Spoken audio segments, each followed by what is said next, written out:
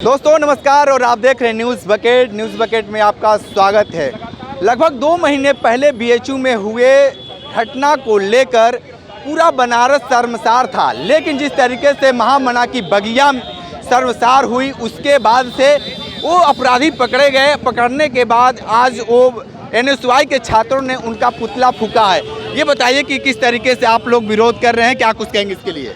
इसके लिए यही कहेंगे कि उत्तर प्रदेश सरकार और भारत सरकार को कानून सबके लिए एक समान होना चाहिए। अगर वह व्यक्ति भाजपा का कार्यकर्ता है तो उसके ऊपर भी उतना ही संविधान और धारा लगती है जितना एक आम छात्र के ऊपर, आम जनमानस के ऊपर लगना चाहिए। अगर वो भाजपा का कार्यकर्ता है तो उसके ऊपर ऐसा नहीं है कि 60 दिन तक उसको बचाया जाए, कल गिरफ्तारी हो। अगर कोई एलिगेशंस विपक्ष का कोई लगाता है, कोई छात्र लगाता है या आंदोलन करता है तो उसके ऊपर मुकदमा कर दिया जाए, ऐसा नहीं होना चाहिए। अगर वो भाजपा का कार्यकर्ता है तो प्रशासन को आप स्वतंत्र होकर कार्य करने दें। आप अगर प्रशासन के लोग, अगर ये बताइए कि बनारस पुलिस ने अगर धर दबोचा है तो आप लोगों को तो जश्न मनाना चाहिए। बनारस पुलिस के लिए हम लोग बहुत बधाई देते हैं प्रशासन को कि उन्होंने कम से कम सच को पकड़ लिया, नहीं तो इसको दबाया जा रहा था। अच्छा, इतने दिन बनारस पुलिस ने धर दबोचा है, आखिर 60 दिन लेट क्यों हुए? और लेट हुए तो निकलते कौन है? वो लोग भाजपा पार्टी के लोग।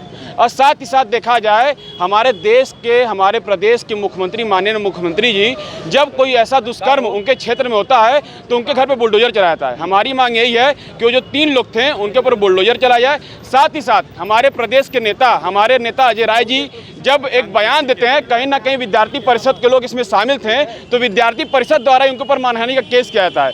उसी को लेके हम लोगों ने आज प्रशासन से और प्रदेश सरकार से मांग की है कि उनके मुकदमे को वापस किया जाए, क्योंकि उनकी कही हुई बात सच निकली है और भाजपा के आईटी के लोग उसमें उपस्थित थे।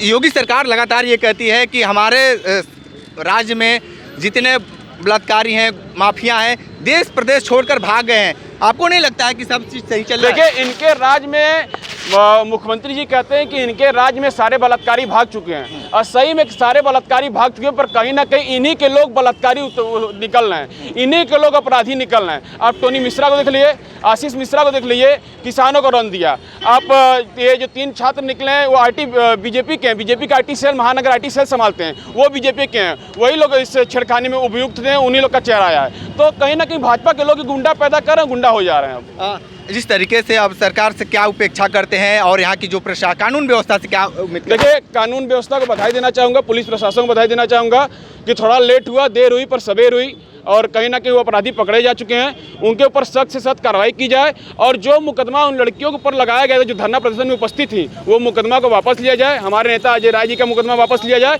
और जो लड़के पकड़ाए हैं उनको फांसी की सजा दी जाए। साथ ही साथ योगी बाबा एक और काम करें, जिस तरह के सारे अपराधियों घर में बुलडोजर चलाया था उनके घर में बुलडोजर चलने का काम हो। ठीक है, तो देखिए किस तरीके से एनएसयूआई के छात्रों ने पुतला फूंका है और सीधे तौर पे योगी सरकार से मांग कर रहे हैं कि उनको फांसी दिया जाए। अब ये तो सरकार का विषय है, सरकार क्या कुछ करती है। विशेष रिपोर्ट कर रहे थे तो हमारे साथ बने रहिए न्यूज़ बकेट के साथ। हमें दीजिए इजाजत, नमस्कार।